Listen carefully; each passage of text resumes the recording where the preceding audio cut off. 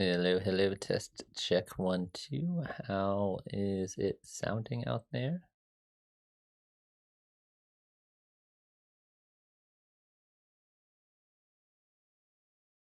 I think it sounds all right. Let's go ahead and get this thing going. Boom, there I am. There you are. Hello and welcome to another Tuesday, or no, it's Tuesday, it's Monday afternoon Ableton office hours stream. I hope you guys all had a really great weekend. And yeah, welcome to Mondays here. This is what we do. So if you guys don't know me, my name is Zach. I'm an Ableton Certified Trainer, and I make videos on YouTube about making music with Ableton Live, and I like to talk about making music on Ableton Live with you guys. So that's what I'm here today to do. If you guys have any questions, things that you want to talk about, things that are interesting you, things that are exciting you about Ableton Live, you are more than welcome to toss those in the chat, and I will try to the very best of my ability to answer them with whatever information I have. But yeah, that's kind of what we're doing here. This is very much your time, so it's up to you guys. What's up? Is it Olivia or Olivier? I'm guessing. How are you doing today? Lost my train of thought. But yeah, that's what we're doing today. If you guys want to help me out and hit a like button, you're more than welcome to do so. On top of doing the Monday afternoon office hours streams, I also do Tuesday streams for Patreon members. So if you want to check out the Patreon, you can do that to get even more of me. And then I do a Wednesday afternoon song feedback stream where you guys can send me your tracks and I will listen to them, and then I will give you my honest feedback on them. But I need to make the font on my chat bigger. I need to figure out how to do that. What's up, Divala? I'm assuming. How are you doing today?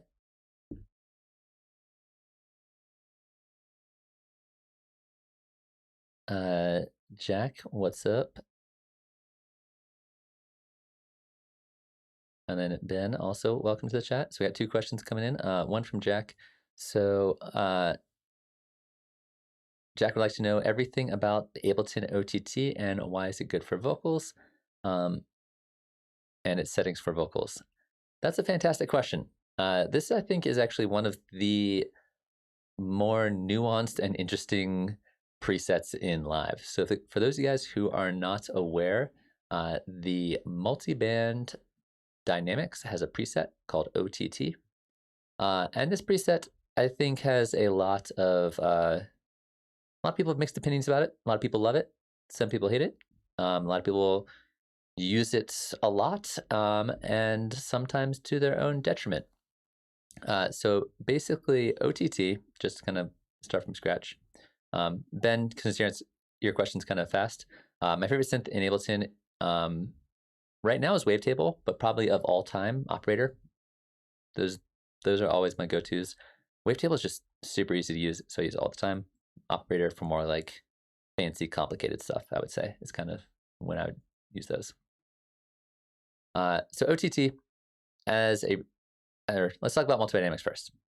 So multiband dynamics is basically a multiband compressor / expander. And I'm not a big fan of multiband dynamics in general, this device in general, specifically because the interface is a little bit confusing, especially if you are not used to working with it. So for example, if we are grabbing like a drum loop or something like that,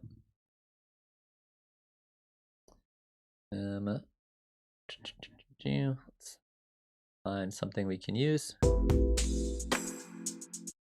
Not something I'd normally use, but whatever.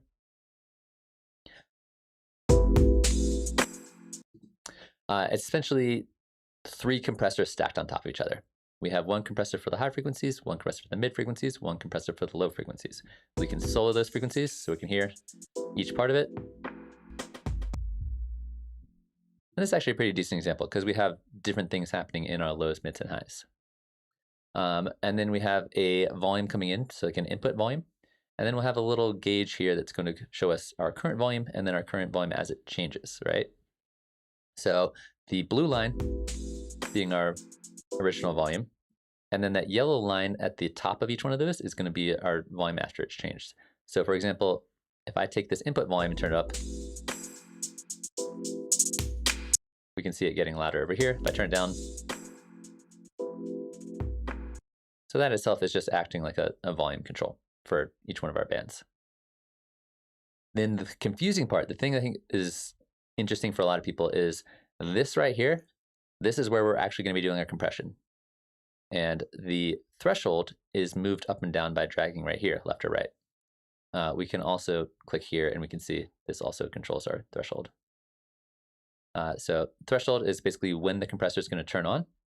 And then if we want to change the ratio of our compressor, we can click and drag down, or we can drag up. If we drag down, it becomes red, and that becomes a compressor. And so we'll see that any volume that goes above this threshold is going to be turned down. So you can see the yellow volume is the original, or the yellow line here. Let's do this. Yellow is the original line, and then blue is the post-compression volume. So if I keep turning this down, it's going to be squashing it even more. If I turn this up, this is basically the original volume. And then if I keep turning it up, if I go the opposite direction, it turns green and acts as an expander. So it actually makes it louder. So that's the idea there. It's basically all the kind of same settings you get in a compressor expander, but just for that one frequency, or one frequency band. Ratio here, threshold here. That's kind of the concept. So we can have different compression settings on each one of our bands. So if I like solo this, I can like compress this in a very specific way, expand it if I want to. So I can have like a little bit of compression here, starting there. And here I could have like more compression if I want to. And then we have individual output gains for each one of our bands. So that's the concept. Reset all this stuff. On top of that, we also have a below threshold. So that's what this area is over here. And this is, again, another reason why this is confusing and takes people a while to understand how this works and what it's even doing. So here's our above threshold and our above ratio. Here is our below threshold and our below ratio. And these can have all the exact same settings. So if I do something like this, things that are quieter, I can either compress or expand, right? So I can make it move either direction or above and below. And if I want to see those settings, that's what this is here. This is the below threshold ratio. This is the above threshold ratio. And this is the timing. This is like the attack and the release for all of them. That's what the TBA stands for. And then we have output gain, just like we do in a regular compressor. We have a master output gain, we have a dry wet. So if you know how regular compressor works, that's basically the idea. It's just stacked on top, except for we have two of them. We have one for below, one for above, for each one of our bands. So if that brings us to the OTT, which stands for over the top, as you can imagine, it is very extreme compressor expander settings. So all of the compression above is way, way high. Like this is cranked up all the way, this is cranked up all the way, this is cranked up all the way. And the below settings are also cranked up, which means that everything is going to be nuzzled right here in this middle. So anything that's quieter gets louder, and anything that's loud gets quieter, and everything just gets kind of like squashed to this one kind of volume in the middle.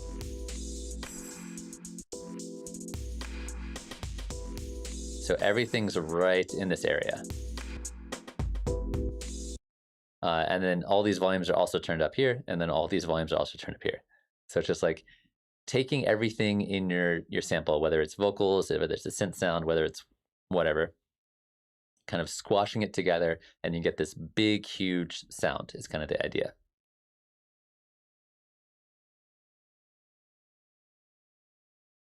So Kata, the compression on the below side does not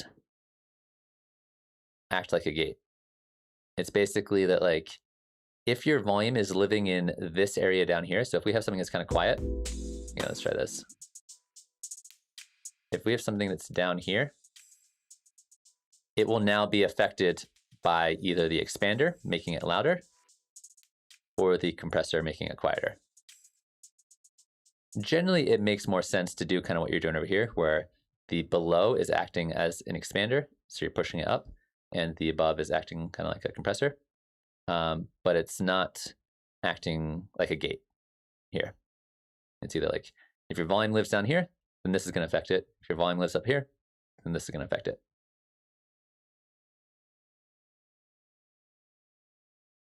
So yeah, so no gating is really involved here.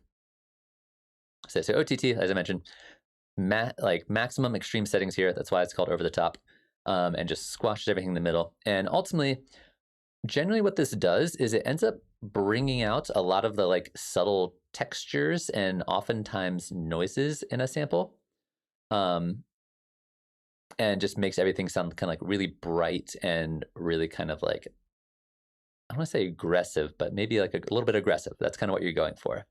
So that's kind of why people like it. And there's also a third-party plugin called OTT made by Expert Records that is designed to sound exactly like this. So if you don't use Ableton Live and you want to use OTT, there's a plugin that does exactly that, which both myself and a bunch of people I've talked to prefer over the live OTT. They do sound a little bit different, even though they're designed to sound the same. But people just love this because it's easy, and it's one of those kind of like make things sound better presets where you're just like, you just take some vocals, toss it in here, sounds nice and big and huge. Take a big synth line, toss it through one of these bad boys, makes it sound nice and big and huge. For people who really kind of like to overdo it, especially in like the bass music world, like the big heavy bass sound design people, they'll just stack like 4 of them on top of each other, and that's kind of like, it's a running joke kind of in that world, in the bass music world, where it's like, oh, I just stacked like, I took a basic saw wave and ran it through like 8 OTTs, and then like that's my bass sound. But people do that, and people get away with it and can make it work. I personally have mixed feelings about OTT, for the reasons about the interface where people don't really understand what's happening in it. And I think sometimes it makes things sound better, and sometimes it makes things actually sound worse. And it's really very much like a case-by-case kind of thing. So I only use it in certain situations when I'm trying to make something sound really kind of like big and huge, and I don't really care if it sounds overcompressed. But a lot of people will use it on like everything. They'll use it on drums, they'll use it on bass, they'll use it on whatever it is they're making.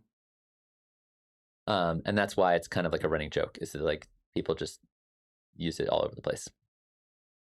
But yeah, hopefully that answers your question, Jack. I use it sometimes. I don't really use it on vocals a whole lot, but a lot of times with vocals, I kind of like my vocal compression to be a little bit more subtle and a little more nuanced. But I could definitely see in certain situations tossing an OTT on some vocals. So hopefully I answered your question. If you guys have any more questions about OTT, let me know. As I mentioned, you can take like really kind of boring, really straightforward sounds, especially like a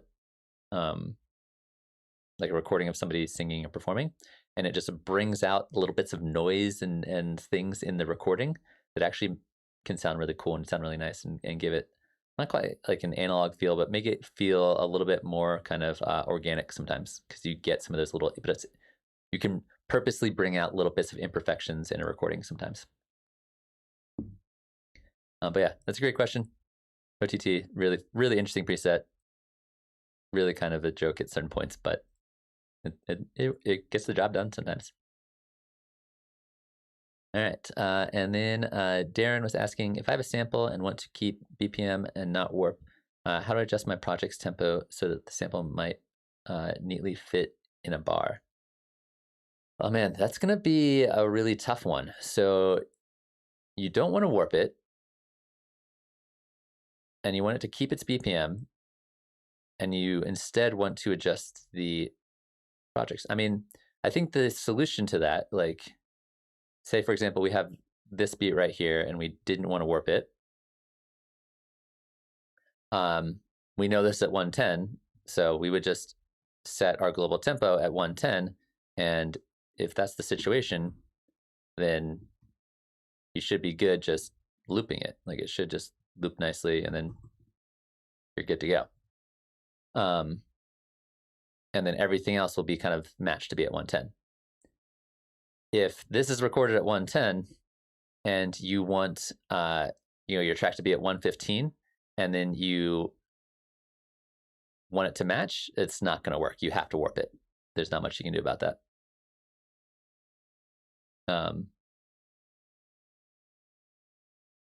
Yeah, there's not going to be, as far as I know, there's not going to be a way to have this lineup loop nicely unwarped at a different tempo than it was recorded at. The song tempo has to be the same as your unwarped clip in order for it to work, or half it or double it. Those are kind of your only options. But just out of curiosity, is there any specific reason you don't want to warp it? Because warping it is generally going to be pretty fine in terms of like maintaining audio quality. So I'm wondering if you have a specific reason. I know certain people don't like to warp things because they want like that original tempo or whatever. But in terms of audio quality, warping shouldn't really cause you any issues.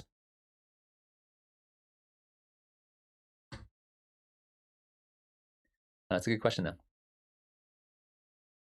Yeah, and then if there are people who are just joining us, if you have questions, things you want to talk about, things you're interested in me talking about, feel free to toss those into the chat, and welcome to the Monday afternoon Ableton office hours.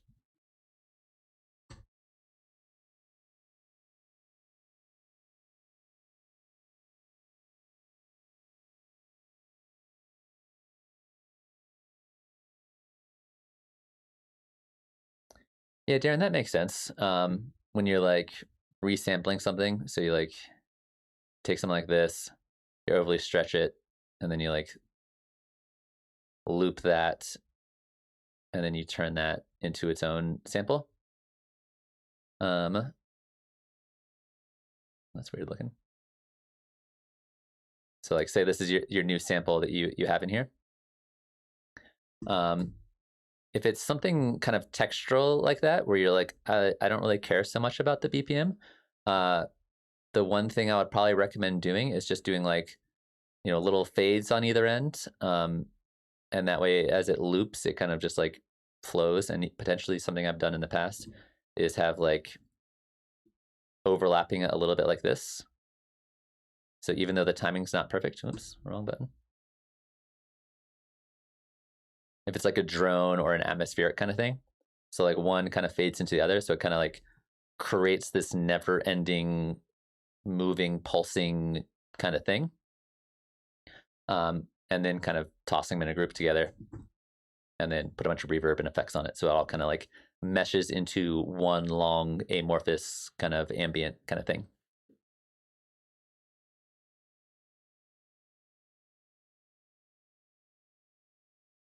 Because then in that situation, the tempo doesn't really matter. Like this can be any tempo I want, and it doesn't make a huge difference because it's all kind of textural stuff.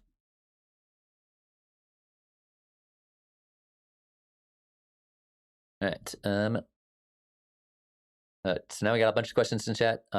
Don't worry, I will try my best to get to everybody. I'm trying to get through chat in kind of the order that I receive them. So somebody's asking, what's my go-to one of my go-tos to get new songs writing? That's a really fantastic question. So generally, I will just pop in a beat real quick. So I have a template that I use that has a bunch of drum samples already kind of like loaded up in there. Pop in a beat. I use the push a lot. So the push is how I'm like writing a lot of my MIDI, even though my push is not plugged in right now. And then from there, it really kind of depends on my mood. I've been doing a lot of like generative stuff where I will run a bunch of notes through a bunch of arpeggiators with different settings until I find something cool, and then I'll start looping that and then kind of build off of that. Sometimes I'll just write like a real basic chord progression and then kind of go from there. I got a few videos on the channel about both like different generative ideas I've been doing and some songwriting tips as well. But a lot of times my go-to wavetable, just real basic settings, you know. I've been really feeling, I don't know if this is like what you're asking or not, but I've been really feeling like a little triangle plucky thing. You take something like that, and then you put some delays on it. And then just run it through some arpeggiators with some like really interesting settings.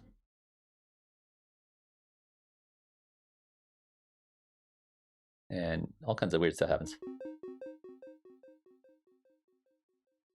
It's too fast. Ugh, sorry. It's just a way to like get some ideas down.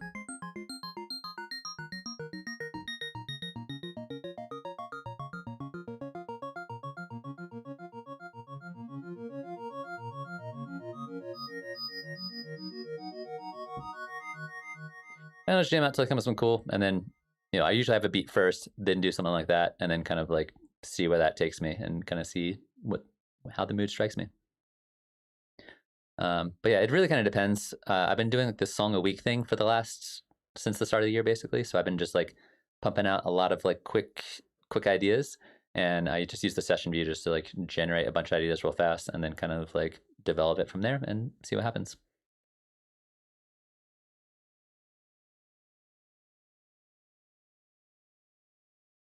So Devaya has a really fascinating question. How would I go about creating a bus for return tracks? So this is really cool. There's a couple ways to do this. Off the top of my head, probably what I would do is make an audio track and call it like return bus or something like that. And what you can do is on your return tracks, you can do the audio too. By default, they go to the master. You can change that to be specific tracks in your song. So if you have a bunch of audio tracks in here, I can send them to any one of my audio tracks. So if I send them to my return bus, now this is set up to receive from here, right? And usually I'd set my monitor to in, that way it's always recording, and that way if I'm playing something here on this track, and I send through here, and here, this is now my return bus, which means I can change the volumes of them there. Let me just plug in like a note so it just plays something. Now I can change the volume of my return tracks. I can EQ them, I can do whatever. That's one way to do it. Another way to do it is to have an extra return track. And then let's send these back to the master. So actually, let's send them to sends only so they don't go out anywhere. So we can send these two out to this one. I know it's behind my head a little bit, but I'm clicking on the third one here. And the way you do that is this return knob right here. So by default, this doesn't work. It won't let you do that.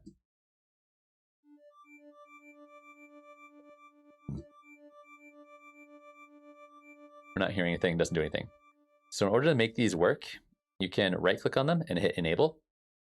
And now these two, instead of being output to the master, they're being output to my third return track over here. In which case, again, I have control of it here, and I can put any effects I want here. So those are two off the top of my head ways to do return buses. One is just a third return, or fourth, or however many returns you have, an extra return, and using the send knobs here to send to that extra return track and set this to be sends only. Or set these to go to a return bus that's an actual audio track, and then you can put effects on it, do whatever you want to it. Let me know if that doesn't make sense. Hopefully that answers your question. But it's a really fun thing to do, is to be able to kind of basically group or bus together either all your return tracks or some of your return tracks. The nice thing about doing it here on an extra track is that if you want to sample it, if you wanted to sample just what's going through your returns, you could record enable it, and it's very quiet. And then you have a recording of just what's going through your returns. that's kind of fun as well. Not that you really need to do that a whole lot, but in case you did, routing out to an audio track allows you to record your returns. All right.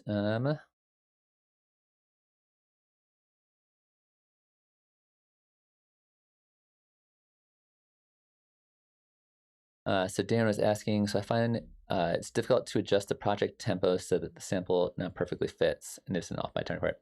Yeah, Darren, I think for the kind of thing you're doing, you just kind of have to accept that things might be off a little bit, and you might need to fudge a little bit with like reverbs and delays and playing with timing so that loops kind of happening.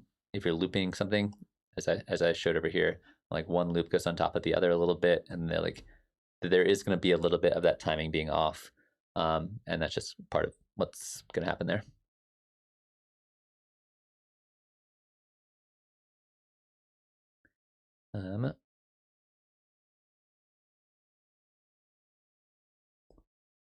So Joseph is asking, can you change the amount of partials/sine waves playing at one time for any Maxwell device/effect? I guess I need to know a little bit which devices you're talking about. I'm assuming you're talking about like doing max programming and generating your own stuff from scratch, or are you talking about like using a specific Maxwell Live device? Because the answer will change depending on how you're doing it.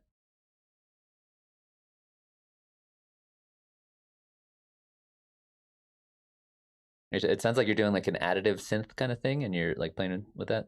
Let me know a little bit more just about what you're asking about here, and I'll try to answer that question. So, do you have any tips for creating good, smooth transitions during live performance in session view, for like DJing and things like that, or just kind of like if you're doing a live performance setup? For my generic advice that I always give for people, if you are DJing or performing in live, is the magic effect, which is in the audio effect racks under performance and DJ. There is a device called the Knob 1 Fade to Gray. This is a fantastic device. If you have not played around with this and you are performing on stage and you need to take whatever it is you're doing and create a sense of ambiance or like transition from one song to the next. Again, DJing, doesn't matter. Playing ambient set, it all works. So for example, let me grab one of my songs. If I have a song that I would like to exit out of or change into or whatever, and I'm playing it, that is way too fast. Let me make this a normal tempo. This one effect is essentially a delay and an EQ. That's all it is. And as you turn this up, it's going to start EQing out your song as also at the same time turning up the delay. So if you're in a DJ set and you need to get to the next song real fast, if I turn this up,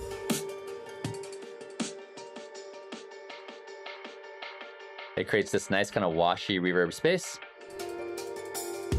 and it works for everything. So if I'm like playing this,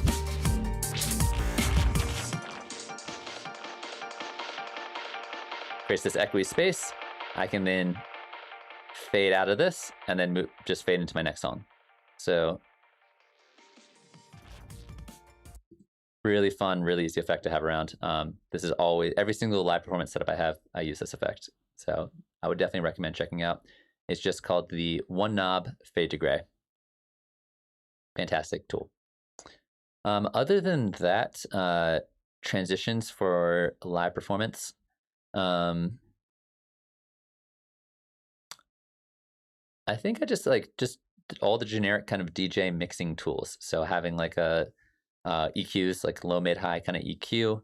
Having a filter is really nice, like auto filter just by itself.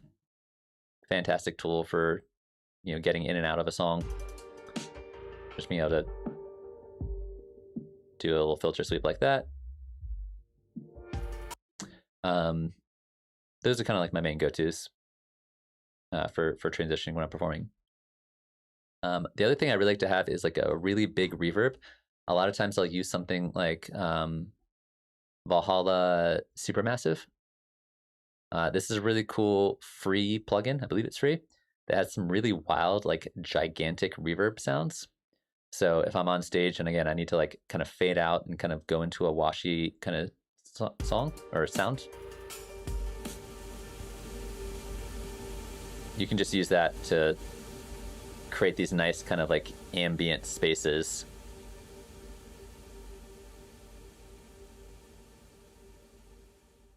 As you kind of like mix from one song to the next. So those are kind of like three probably go-tos I would use the most.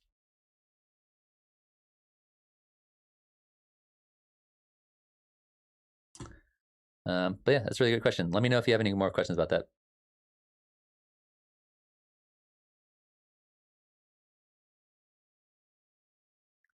All right, make sure I'm not missing anybody in chat. If I did miss anybody's question in chat, I apologize. I'm not purposely leaving you out. I'm trying to just go through them all sequentially, and yeah, not doing it on purpose. If I do miss you, feel free to just toss your question in chat again. So Darren is asking, is the way to get multiple MIDI channels out of a plugin without Ableton changing them all to channel one? I think that's going to depend on the plugin. If you're using like something like Contact, I know for a fact Contact can send out on many different channels. But other plugins, I'm not sure. I think it might depend a little bit on who makes them and how it's set up. I'm trying to think of like other multi-output plugins I've used recently that I've noticed whether they send on different channels.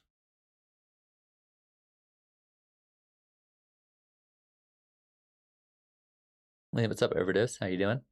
I'll think about it, but in my experience, Darren, it depends on the plugin.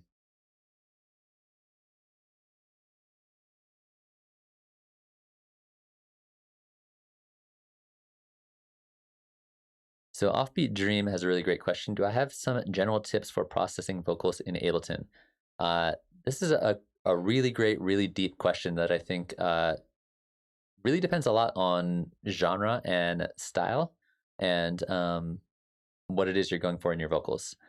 I personally like my vocals to be a little bit airy and a little bit dreamy and a little bit kind of atmospheric. So I tend to lean pretty heavily into reverbs to kind of like give my vocals this kind of like atmospheric kind of vibe to it. But let me see if I can grab a sample and see if I have a vocal sample somewhere that I can try testing something out on. Give me a moment.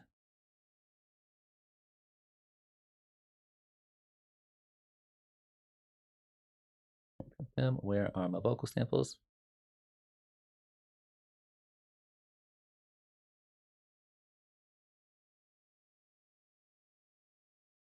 All right, we'll use something like this.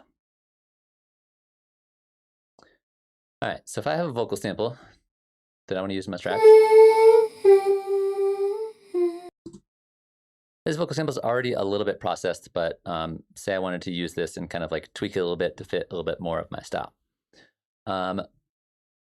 The effects I'm going to be using on pretty much all of my vocals, basically no matter what, is a compressor, EQ, and then probably from there, like I said, a little bit of reverb. This has a little bit of reverb already, but I would probably add a little bit more, again, just because that's the kind of thing I like to do. But I tend to not overdo it with a lot of my vocal processing. I tend to go a little bit more minimal. So for example, on the compressor, there's like a little bit of dynamics here. It's not too loud, it's not too quiet, so I don't need to do a whole lot. So what I'm gonna do is I'm gonna just play the sample through, and I'm gonna set my threshold on my compressor, so it's just barely knocking that that volume down a tiny bit. And one of the nice things about Ableton Live 11 is that you can actually see the gain reduction here. So you can see how much volume is being turned down. So I'm getting somewhere between like 3 and 6 decibels What's up, Kennedy? How you doing? 3 and 6 decibels of gain reduction. It's probably a little bit too much. I'm looking for more like 3, 4, 5-ish. So I'm going to start adjusting my threshold. So yeah, so I'm getting about 4 at the most, maybe even a little bit less. And then I can take my output gain and then turn it up to kind of make up for the gain that I'm losing from the compressor. That's going to bring out some of the more subtle parts of it. I get a little bit more background noise, but that's fine. And then my EQ. Number one, we can see that like the main vocal part right here, right there. So anything below that, anything that's like lower frequency that, generally I don't need unless I want to keep a lot of that more kind of like atmospheric part of this vocal. So I'm going to use the 48 decibel per octave low cut here. And you'll notice that when I do this, this is just like a general mixing tip if you're new to mixing. This and this should sound fairly similar. This actually has a little bit of noise in there, so you can hear we're getting rid of the noise. But we're not losing anything from the vocal, right? So getting rid of those unwanted local frequencies is just a really fantastic thing to do. And you generally get these unwanted low frequencies on vocal samples because the microphone is not only picking up the sound of the vocalist, but they're also picking up the sound of the room that they're in or any background noise that's part of the recording. So low cut here, getting rid of anything we want here. And then from here, I'll think about, all right, is there any part of this vocal that I want more of? And is there any part of this vocal I want less of? So if I want more of something, I'm going to boost it and try to be fairly specific with it. So if I can choose different parts of the vocal if there's something I need more of. Like maybe I want a little bit more of this kind of area. That's like harmonic right there. Maybe I want a little bit less of those kind of like higher frequencies. You know, maybe I'll find a spot that I want a little bit less of. And a lot of times when I'm doing this kind of EQing, it's just like a little bit on either direction. I'm not doing something that looks like this or something that looks like, you know, it might look like this sometimes, but it's going to look something kind of like that. If there's a little bit too many high frequencies in here, I might tone down some of the high frequencies. But if you get rid of too many of them, the vocal sounds kind of muffled. You get this very kind of like old-timey radio kind of thing. So if I'm going to do anything like that, I might even do like a high shelf instead of the cutoff and just tone it down a little bit. But a lot of time, like this might be an example of what a vocal EQ might look like for me. Nothing too fancy here. So these are kind of like my utility vocal chain. This is what I'm going to use just like a basic way to get my vocals cleaned up a little bit. I might go more in depth with it. I might not, but this is like a rough sketch of what my initial vocal input is going to be. And then from here, it's up for me to go nuts with effects. So like I said, reverbs, I'm going to overdo it on reverbs most likely. So something like the hybrid reverb is fantastic. The thing about reverbs that I try to tell people, even though I don't take my own advice when it comes to this a lot of times, is reverbs should just barely be audible. Like you should be able to hear the reverb, but if the reverb is more noticeable than the vocal, then it's distracting and therefore you're losing power in the vocal and like it takes away from the vocal, right? So getting both the decay time as well as the dry wet just right for your vocals is something I spend a decent amount of time doing, probably a lot of time doing. Like I said, I like to go for really over-processed vocals, so I'm going to probably dial it up more than I probably should. But when you're going about making your vocals, pay a lot of attention to this control and pay a lot of attention to this control. In fact, let's do just the algorithm to make our lives easier. Something like that sounds pretty good. Maybe I want a little bit less. I can turn the decay time down. I can turn the dry wet down if I need to. If I do too much of this, not only are we getting a bunch of weird resonant frequencies from the reverb, but it just like my vocal just, it sounds distant and far away and not as impactful, right? Sometimes that might be a want if I was using this as a backing vocal yeah, I might purposely add a bunch of dry wet here to really kind of push this sound to the back of the mix, and that way the main vocals can kind of shine through. Yeah, other than that, it really kind of depends. I'm not going to be processing my vocal a whole lot more than this. Like, sometimes I might get a little fancy and like toss a little bit of chorus on here if I want to. But again, trying to keep the dry wet pretty low on that, not go too nuts with it. And then, maybe if I want to go crazy, I'll add more effects on top of that. The other thing that I will mention when it comes to vocals is vocal layering. Vocal layering is really, really useful, and I recommend trying it out if it's not something you're doing a lot right now. Because this one vocal by itself can sound kind of cool. I'm going to turn this back down a little bit. So we're going to duplicate it. We're going to go to the second layer of vocals, and we're going to tweak it a little bit. So there's a bunch of ways I can tweak this. One way is to just, like, for example, pitch it up a little bit, like an octave.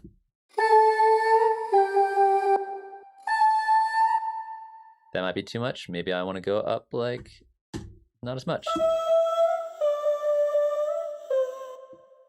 You guys have all probably tried pitching vocals up and down. But also try using Complex Pro for this. I made a video about this a long time ago. Complex Pro for vocal pitching. I'll actually tweak a bunch of the settings here. And then another thing I like to do sometimes is maybe offset it by like a tiny amount so that the timing is a little bit different between the two. And like maybe even less than that. Like right now they're a 30-second note off, but like, or a couple 30-second notes off.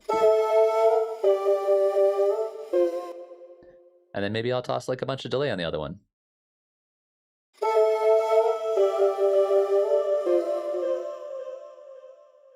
And then if I'm considering one to be like the main vocal layer and one to be like more of like the backing vocal layer, turning the volume way down on the backing one.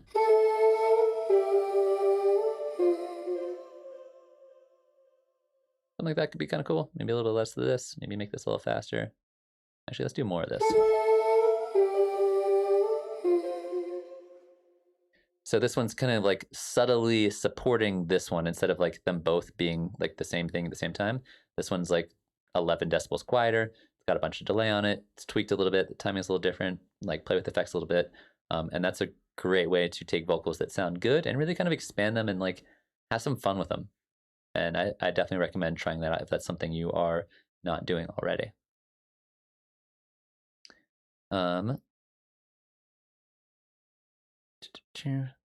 So two people who are both asking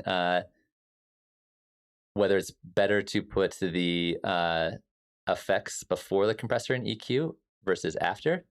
I generally like almost always, with a couple minor exceptions here and there, my compressor and my EQ at the end. That might be a personal preference. There might be other people that do it differently. That's totally cool. I don't mind that. But for me personally, I like to do my like processing kind of effects first, and then my more kind of like utility-based effects towards the end.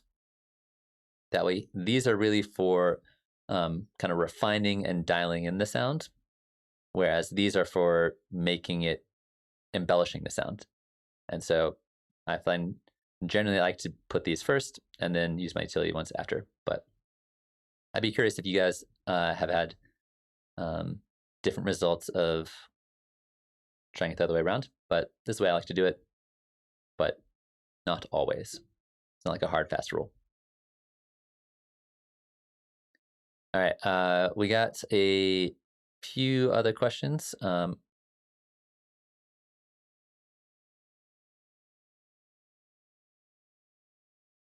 Yeah, so I absolutely compress the reverb and the chorus.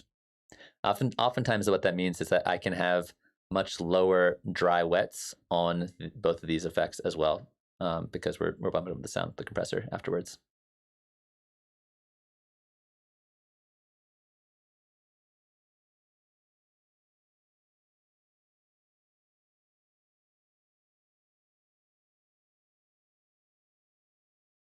All right, let me go back and double check to see if I spent a lot of time answering that question. Hopefully that's helpful. Hopefully that's useful for you guys.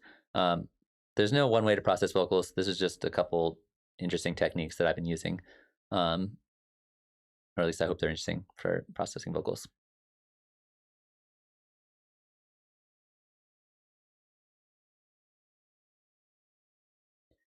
So Jess was asking, any drum DS, I'm assuming drum synth instruments? Yeah, I'm still not sure if I understand the question, Joseph.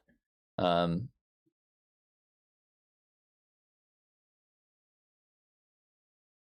on fast ways to make your own Max for Live? I have a video on making stuff in Max for Live that I made a while ago that might be useful. Getting started with making Max for Live dices is definitely an endeavor, and it does take a while. But again, I'm sorry about this. I'm still not quite sure if I understand the question yet.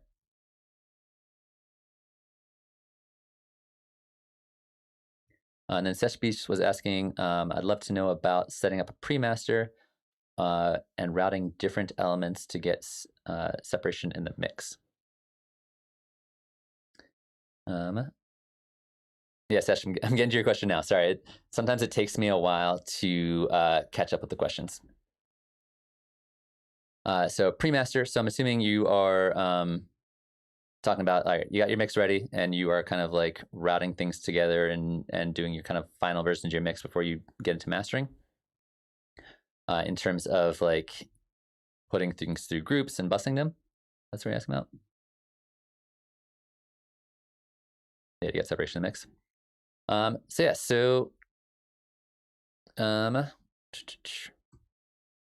Let's say, for example, you got a mix you're working on. Do I have anything that is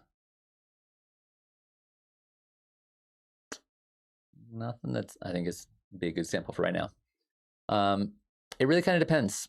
I think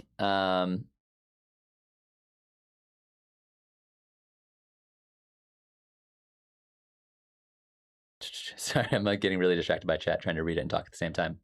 You guys are awesome. I thank all you guys for being here and asking all these questions. Definitely makes the office hours really fun time for me.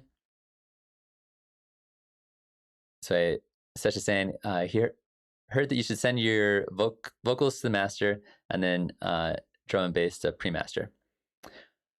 I think if you talk to 20 different producers, you probably get 15 different answers about pre-master routing and mixing and bussing things together. I used to do kind of sub mixes for basically everything. I used to do drums, bass, synths, sampled instruments, vocals, and then effects. Those were kind of like my 6 groups. And everything would go, like all my individual tracks would go to the group. And then those would be kind of like how I would divide everything up as I'm mixing and producing a bit and kind of like putting everything together. And then I've been kind of simplifying, and then I stopped doing that entirely. I got rid of all my groups and just didn't use any groups for a while. And then now I've actually settled into using 2 groups. I have a drum group, and then I have an everything else group. And that's it. And I found that that's like a nice happy medium where I can get a lot of the bus stuff that I'm doing and fit everything together and then still get the kind of control I want without having to like deal with a million different groups. So that's like where I'm at now. I think that'll probably change and grow as I kind of change and grow as a producer and a mixer and a mastering engineer. But I like one group for my drums, one group for everything else. If you wanted to have like one group for drums, one group for everything else, and one group for vocals, that would also make a lot of sense to me. But I think a lot of times keep it simple, and it'll save you time, and it's harder to screw it up when you just go for simplicity over anything else. But if somebody else did different kinds of pre-master grouping, I also don't think that would that would be totally fine as well. I think a lot of it's just like your own personal workflow.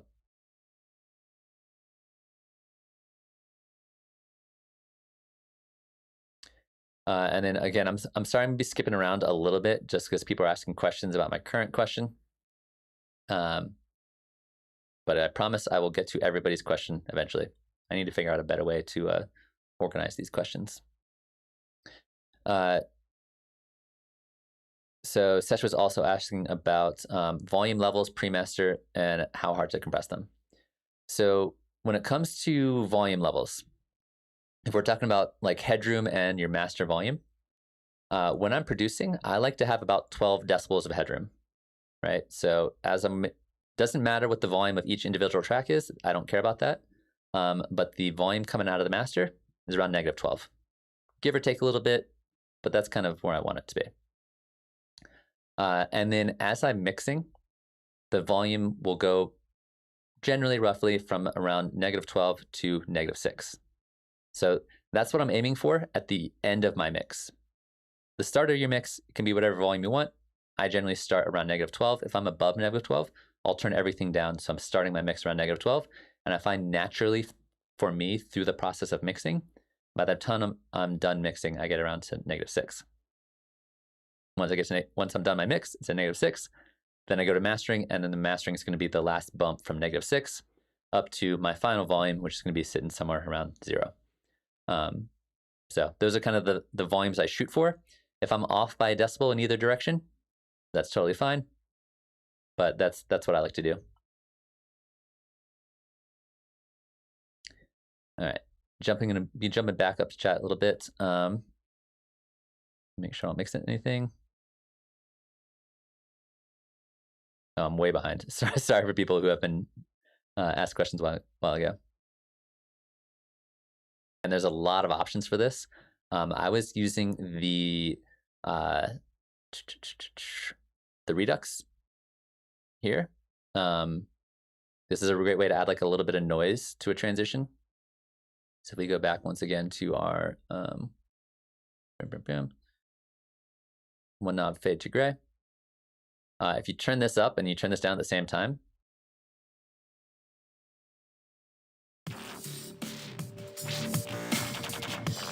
this goes up, this goes down.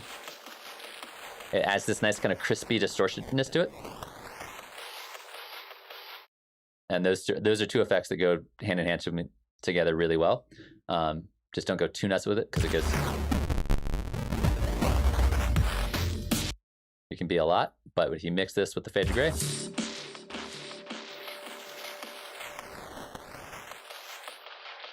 can be really fun.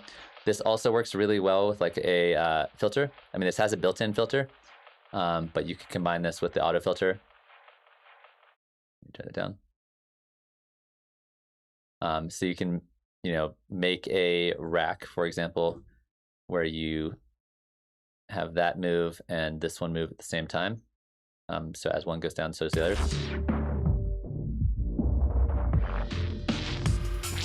And then you kind of change the amounts here. So maybe it's a little lower than this one.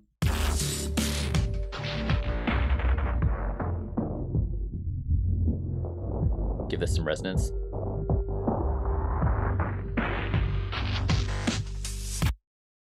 That's probably what I'd go to. But other than that, for like crazy transitions, reverbs with this as well. Reverbs plus bit crusher, cool, interesting, dirty. You can use it in dark techno. You can use it whatever you want. That works fantastically as well. So hopefully that answers your question, Overdose. Let me know if you're thinking about something a little different. And then Devaya was asking, how do I record the tail of a sound playing that still goes after you hit the stop button, which stops the recording as well? So if you were recording a sample, and if you hit the space bar, it's going to stop as soon as you hit the space bar, right? So for example, if I do something like this, if I am recording something and I hit spacebar, it stops as soon as I hit the spacebar, right? So one of the ways around that is instead of hitting the spacebar, you hit the stop button here, or you just wait until the sound ends, right? So I know I'm not recording anything right now, but say I was recording something here. If I hit the square, it's going to quantize it to the next bar. So if I hit the square, it waits to the next bar, then it stops. So I think that's probably a solution.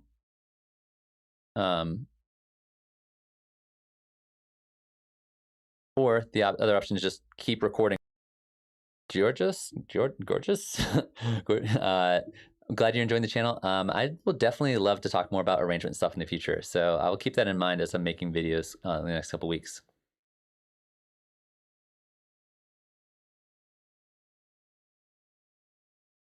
All right, again, catching up with chat. Pre-masters.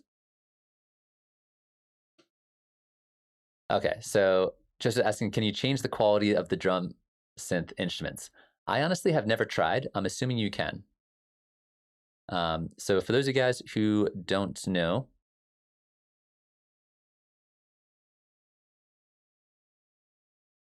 Sesh, I'm glad you're enjoying the visualizer. I have a lot of fun with that Max for Live visualizer. For those of you guys who don't know, Max for Live devices are all open source, essentially, which means I can open this up. This is a Max for Live device, drum synth, fantastic device. I can open this up in Max, and I can take a look on the inside and see how this is made. So it depends a little bit just of what it is you are looking to do in here. So for example, if you wanted to play with like the partials or something on the kick, we could open up this and we could see like here are the generators for it, I believe. I don't know. I'd have to take a look and like really dig into this and kind of see how they're generating the sound and what options are available to mess with it. But it looks like you definitely can. Like you have the pitch coming in here. This is going to be different kind of generators. You could swap this out with a different waveform if you wanted to, and then tweak it from there. So the answer is, the short answer is yes. The long answer is, I don't know how to tweak the settings on the drum synth sounds off the top of my head, but I could definitely poke around in here a little bit and kind of see if anything sticks out to me as being an interesting way to tweak it.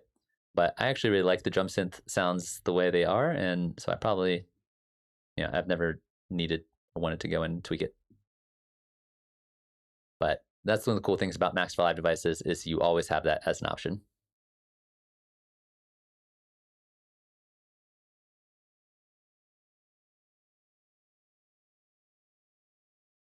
All right, well, speaking of that, that's a good segue. Olivia's asking, can I explain the basics of Max for Live? I will try my best to do this in a reasonable amount of time because it's definitely like a minimum hour to 2 hours of just getting the base, like covering the basics. Essentially, Max is a programming language. It allows you to write whatever you want from scratch. It's a standalone software. Like you can download Max by itself and it has nothing to do with Live. However, the people who own Max and the people who own Live got together and were basically like, wouldn't it be cool if you could make your own instruments, effects, sequencers, visualizers, whatever, inside of Live? So they made Max for Live, which is just literally the Max software, but inside of Live. The cool thing about Max is it's object-oriented. So you don't need to know a lot of coding language. You don't. You still need to know a bunch, but you don't need to know like coding from scratch. So you can basically, each one of these little guys is called an object, and they're connected together by little cables, and they do specific things, right? So this one takes audio in and then sends it back out. So what I could do, for example, is if I wanted to make a new object, I could search for one. I want a live one, so I could just type in dial or live, and then here's a bunch of Max devices or objects that are relative to dials, and I wanted a live.gain. So I can go in here, and I just made a volume control. So now I can take this cable, get rid of it, connect the cable here. So now if I play audio through this track, let me actually try this real quick. Let me record enable this. my Max window go? So now as I'm hitting this drum synth, it is taking the audio in here and sending it here, and we can see the volume. And one of the cool things about programming with Max is you can do it live. And so now this is coming into the left speaker. Now it's coming through the right speaker. And so I can basically build things from scratch, and you can basically build anything you want. That's the cool thing. It's like literally anything you want. And if I lock this, I can actually change this. And I can change it in Max, and then I can save it. So I have access to it in live. So that's kind of like the very abbreviated version. If you want to dive more into it, definitely let me know. And we can talk about this in a lot of ways. But it essentially allows you to build your own instruments and effects from scratch and customize them and build them out however you want. Or you can just download somebody else's Max for Live device. Like, for example, this drum synth right here. Great sounding little kick drum. Somebody else made this. I did not make it. And this is somebody at Ableton made it, really. And you can just download it and use it yourself, and you don't need to know any programming to use it. There's a really great website called maxforlive.com, which is just basically a user library of free devices. There's thousands of different devices people have made. There's sequencers, there's effects, there's all kinds of crazy, wild stuff in there. So even if you don't know any programming, you can download somebody else's Max for Live dice that they made and use it yourself. So that's like the very brief overview what Max for Live is. It's a coding language that you can use inside of Live to make anything you want, or you can just download things other people have made and then use it yourself. Or you can download something else somebody else made, pop it open, and as you can see, I can see how they made it, and I can learn everything about it. So yeah, hopefully that answers your question. Jay, what's up? How you doing? I know you asked this question quite a while ago. I'm being a little long-winded today, but hopefully that's good for you guys. How do you build around a written song? Like there's already lyrics and chord progression. What's next? I suppose that depends a little bit on stylistically what it is you're trying to do and what the situation is. I'm assuming it's like you have written yourself a chord progression and written yourself some lyrics. I guess the next idea is kind of expanding it out from there, adding more layers is probably the first thing I would do. So if you're just like, say you're a singer-songwriter, that's probably all the layers you need. You know, it's like your guitar chords and your vocals and you're done. If you're doing, rock music, then, adding some drums, adding some bass, adding another guitar, adding whatever more you want to toss in there. Or if say you're making EDM, it's adding the bass line and the big, huge drums and things like that. So layering and expanding on ideas. I've mentioned this before in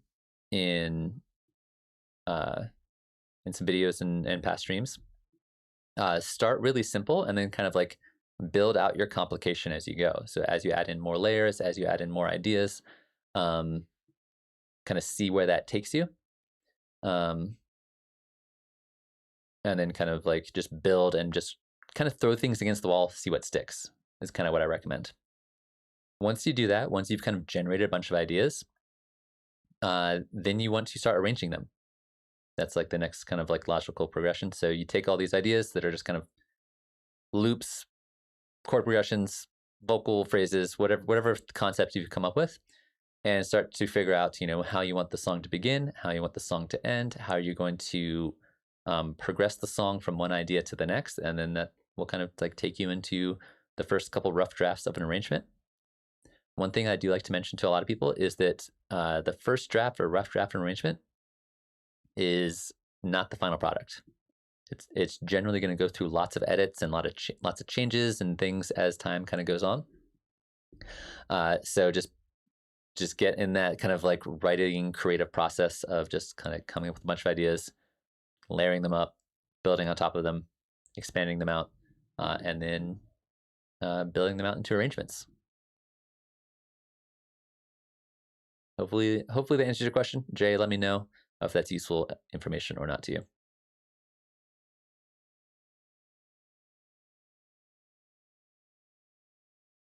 All right, so Johnny was asking, can you describe how to attach autofilter to a parameter in Simpler? Say, drive the resonance.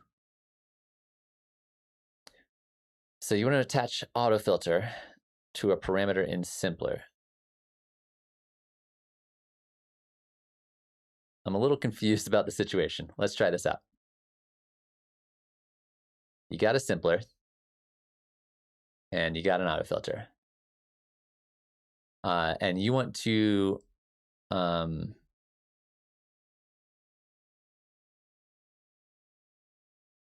okay, so you want to create like an acid base kind of thing. Well, number one, you don't necessarily need to use an autofilter when you're using Simpler, because Simpler has a built-in filter right here that's going to give you pretty much, I'm pretty confident, 100% the same features as autofilter. So I'd probably just do it built in here.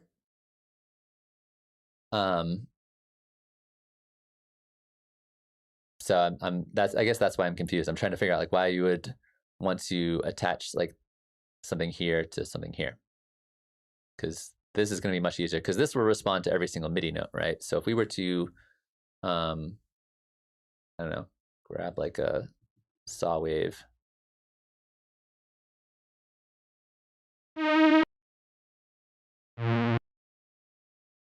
Take like a saw wave in here.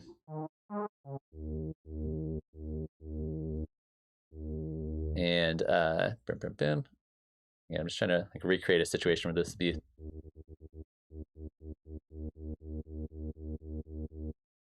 And then we could take this filter and give it an envelope. So it's kind of hidden inside a Simpler.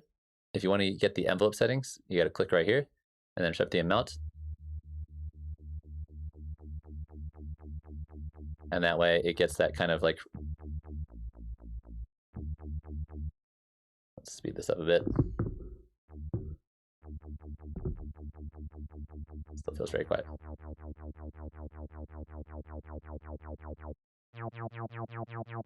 That way you can get that kind of like acidy, squelchy sound.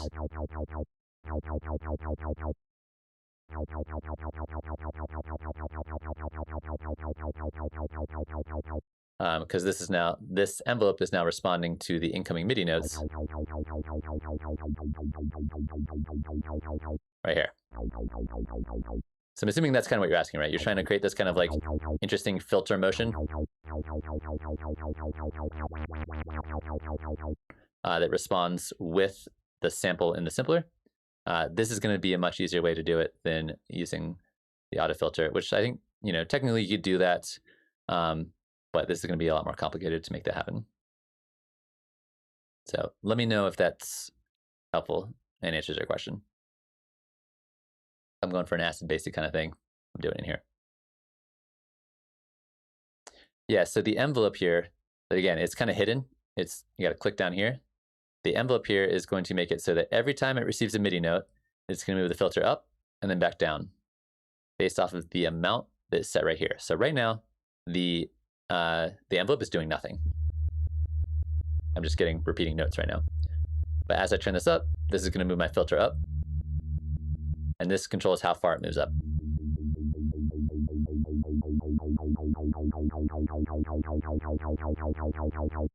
Up to 72 for some reason. And then the filter frequency is going to be the initial starting point, right? So we can start real low or start higher.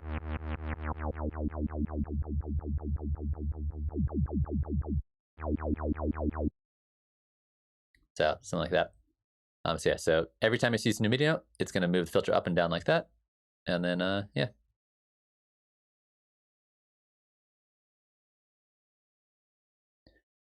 Yeah, this is just Simpler. So people always forget about this, that like Simpler has its main page right here where you get like all the sample controls and all that stuff.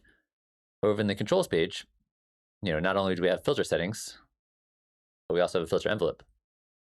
Let me turn it off right now. So,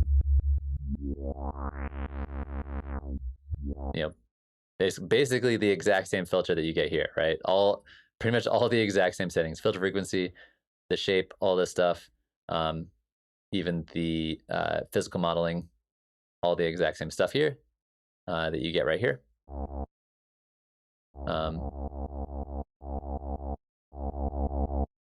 And then if you click here, you get the envelope, turn on the envelope, and then this controls the amount right here.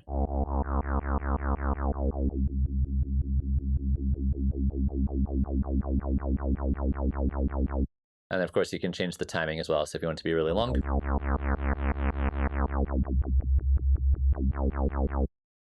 all right there for you. Yeah, Simpler is a fantastic tool. You got to dive into the menus a little bit sometimes to make it do all the things you want it to do. But because you could do something like that with the auto filter, with like combine that with the MIDI envelope, for example. Like this would also work, but this seems like a lot more work to do.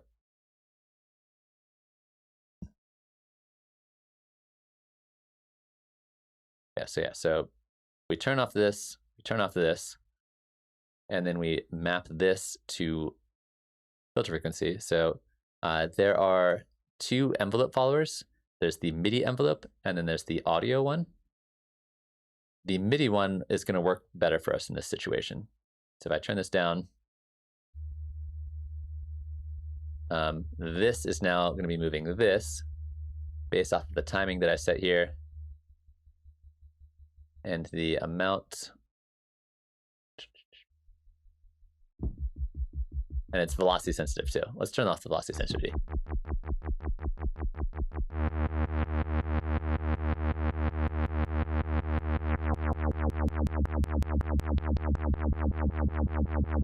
So technically it still works, same kind of idea, but this is going to be smoother, and this one is going to be more work to do that.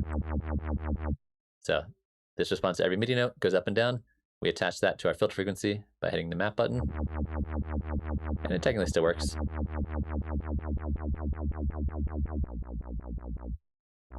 If you really want it to, but like that. So yeah, hopefully that answers your question. I would just, if for me, I would use the filter and filter envelope built into Simpler for something like that.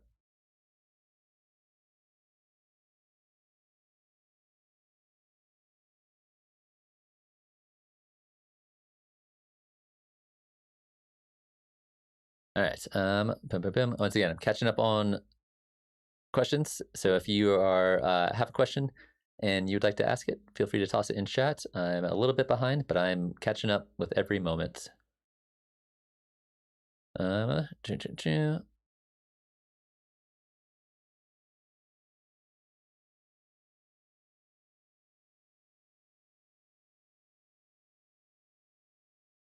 right, so Sash was asking, I've been getting into finger drumming lately. You know how there's a record quantization? Is there a way to adjust the quantization for just a record arm track that you're playing live?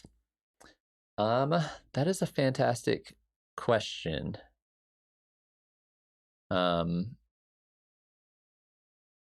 I'll have to look into that.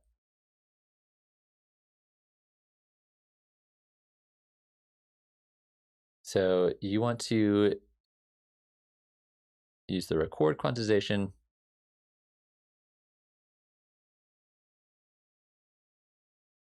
for just the one you're playing. Yeah, I don't know off the top of my head, but I will definitely look into it, and I'll probably have to get back to you on that one, Sesh.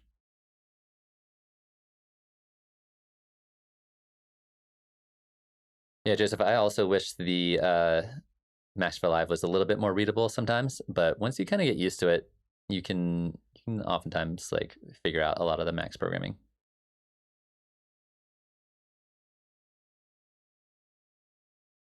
So Alexandrine is asking, how do you access Easy Drummer 2 in the piano roll? Honestly, I've never used Easy Drummer 2, so I'm not entirely sure. If you're just trying to access the plugin, it'd be the same way you access other plugins. But off the top of my head, I don't know because I haven't tried that plugin myself.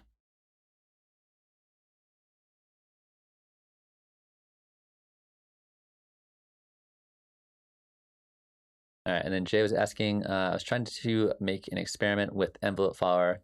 I noticed, however, it doesn't move as fast as the waveform. How do I know how much delay before it reacts? So this is an interesting question. Let's try this out. We were just talking about envelope followers. And let's apply this to, I don't know, something. Doesn't really matter. So if I play a sound here, the volume coming out here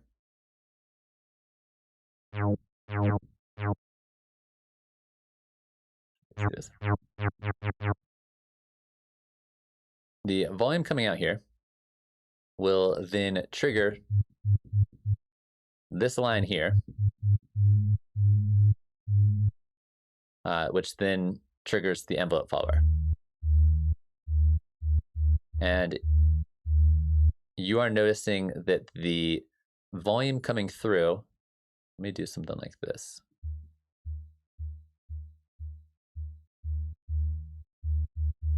Let me try it with like a drum or something like that. Something with like a little bit more attack to it.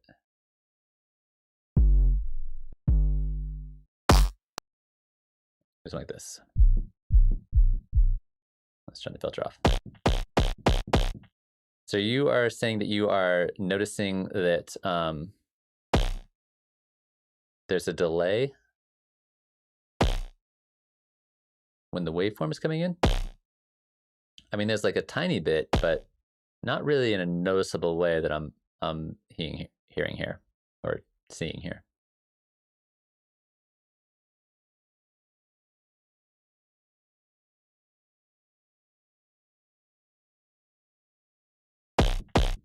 Yeah, like you can tell, like it has a little bit of an attack to it. Like it's not like straight on or off. It kind of rises there.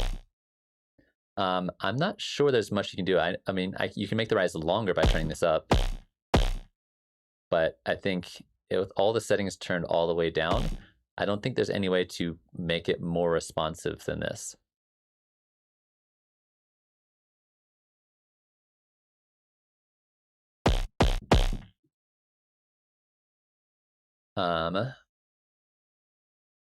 Even if you switch it to, it's not really going to change anything.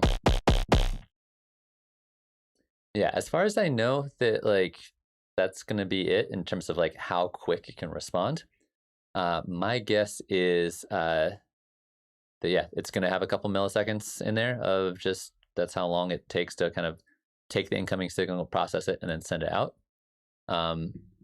I've never really noticed that in a way that has like made me feel like it made a difference.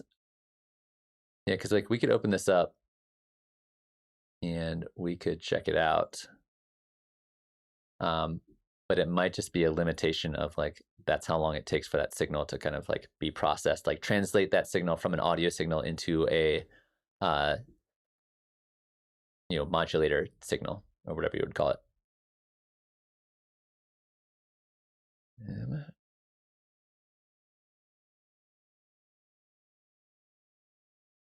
Yeah, this is probably it right here. It probably has something to do with the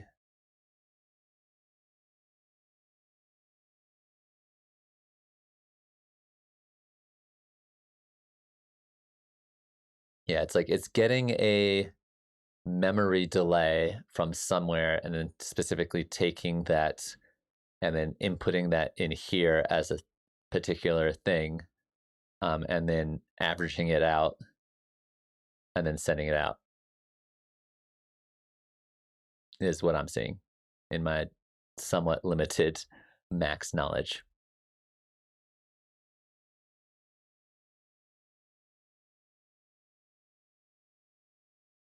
So yeah, that might just be the limitation of the software.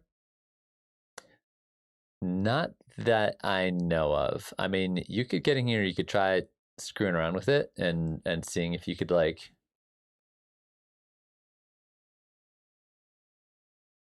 because delaying it is easier, right? Delaying it is just adding extra time on top of the like delay that's built into it.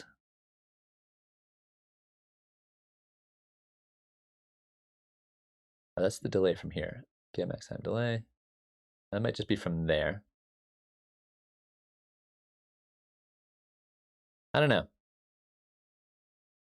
If there is a way to reduce those couple milliseconds of delay off of this device, my Max for Live skills are probably not up to doing it, but that doesn't mean it's not possible. I've never really noticed those couple milliseconds of delay like really making a difference in terms of the sound that I'm hearing. Like, again, if we test this out with a parameter here, like it's going up pretty fast. And like whether that doesn't feel like 14 milliseconds to me, but it could be.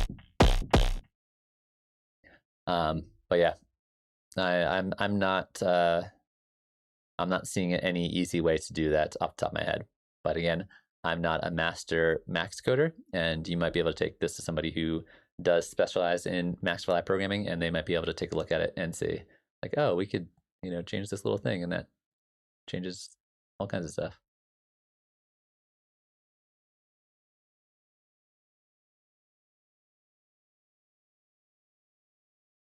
Because I think it's kind of, it's designed by somebody at Ableton. Like, this is not like a random person designing this, so I'm sure they tried to make it as fast as possible.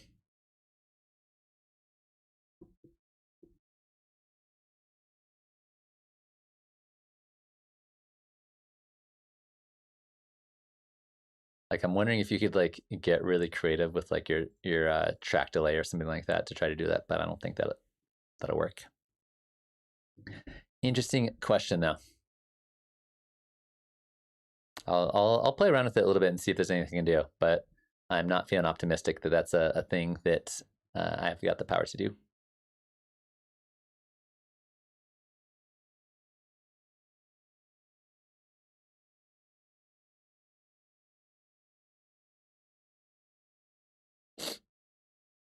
Sweet. Well, I appreciate everybody coming by and asking questions. I finally caught up with chat.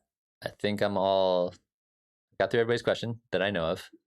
Once again, if you asked a question earlier and I missed it, I apologize about that, but feel free to toss it in there again. They had a lot of questions that people wanted to get into today. I also appreciate all the likes people are tossing out on the stream. That's super helpful for me in getting into this YouTube algorithm thing. What was I going to say? Oh yeah. I do this every Monday, so feel free to come back any Monday and I'll be here answering questions for you guys. I also do a Tuesday stream for Patreon members, so if you want to check out the Patreon, it's a great way to support the channel. And then on Wednesdays, I do a song feedback stream. So if you got tracks you're working on, you want to get some feedback on it from both myself as well as other people in the community, that's what we do on Wednesdays. I also release a video every Thursday about making music with Live. Honestly, Jay, if I knew anything about the drama between Bitwig and Ableton, I would tell you. But honestly, I don't. I think the only things, because I remember when that happened. I remember when people, I remember when they left and they started Bitwig and they announced it. It was like a fairly big thing. What I heard, and this is 100% just what I heard when this happened, was that a lot of the Ableton code is built of like the current Ableton code is built off of the original Ableton code, like the old like version 1.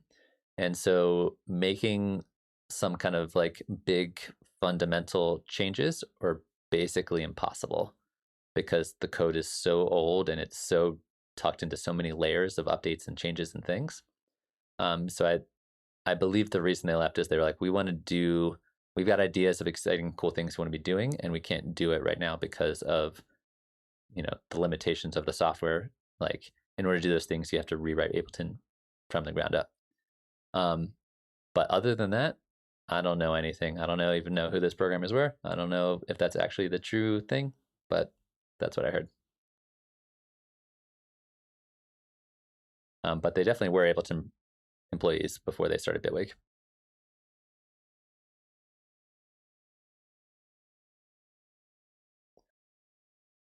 All right, so third question. I would like to project videos during a live performance. In a perfect world, the art textures videos would be synced to live music. Any advice? Yeah, just as Sesh mentioned in the chat, I made a video on doing kind of like generating shapes and colors with Max for Live. That requires basically no coding whatsoever. And that's a really fun way to get started with it because you can quantize everything with Live. You can sync things. You can. I've done things where you can like turn a knob on like a filter that'll affect your music, and that it'll also affect the video. Or you could like turn up a delay, and then your video will also get like all trippy and delayed. There's really fun stuff you can do with it that's very, very simple and straightforward. The other option besides doing that, because Max for Live can sometimes be a little bit, yeah, I guess I generate textures, but seizures is also something that you can generate with Max for Live. The other thing you do, because Max for Live can, number one, there's a bit of a learning curve, and number two, it's not always the most stable thing in the world. Like sometimes things work one way and then they crash, or they don't work all the time. It can be a little finicky sometimes. Resolume is the other kind of option that I recommend for people. Resolume is basically like Ableton Live, but for video stuff and for projection stuff. So you can like, in the same way you can have a bunch of, audio clips loaded up in this kind of grid. You can have a bunch of video clips loaded up in this grid. There's a built-in tempo, there's built-in effects, it's all MIDI mappable. It can be beat synced with Ableton Live.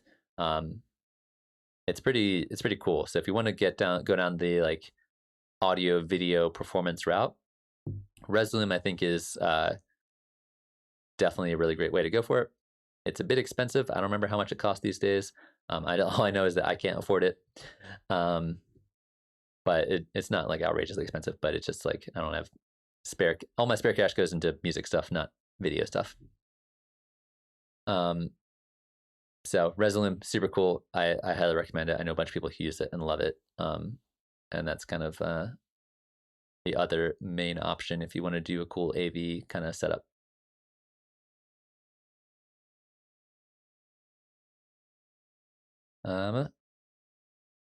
Yeah, and then check out my video on the Max for Live video stuff because and that video is only really kind of scratching the surface of what you can do with the video stuff with Max for Live.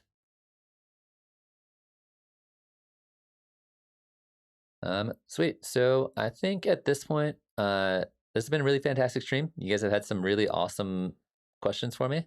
I had to think about a few of these ones pretty intensely. But I think I'm going to wrap it up around here. Once again, thanks to everybody who came by. Hit the like button. If you're new around here, feel free to subscribe. We do this all the time. And you can also check out the Discord if you want to. I'm trying to be more active over there, but I've been super busy recently.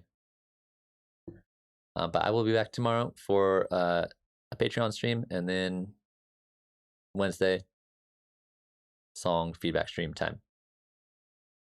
I don't know why I'm like super tired today. I feel like I've been kind of out of it all day. Hopefully I was able to help you guys. Hopefully I had some decent answers for your questions.